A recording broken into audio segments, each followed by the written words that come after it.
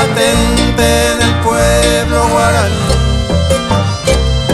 Cuentan la gente que allí vivió un criollo campesino, un gaucho bien correntino, se llamaba Antonio Gil. Lo entraron a perseguir y por cuestión de rebeldía en los montes lo seguía toda la autoridad. Muy astuto y audaz entre la patrulla andaba, su reliquia lo amparaba, no lo podía dañar.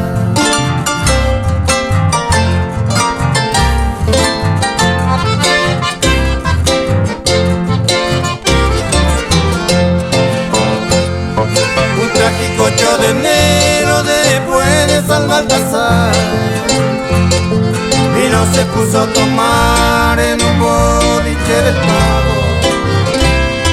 Allí mismo fue rodeado sin defensa aquel valiente, que se entregó mansamente al sentirse traicionado.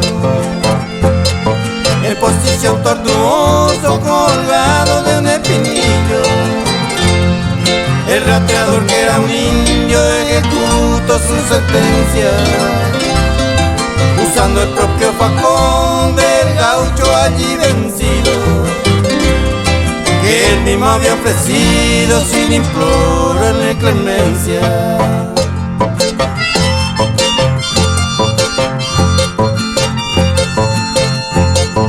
A una legua de Mercedes, un colorido temblete, le rezan humildemente sagrada veneración y le ofrenda música y canto con bandera colorada, promesero de todas partes, va llegando procesión.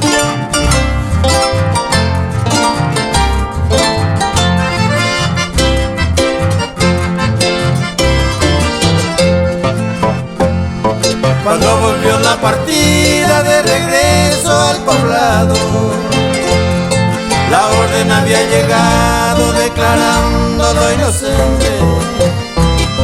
Fue así que injustamente pagó su fatal destino a este gaucho correntino muy mentado en corriente.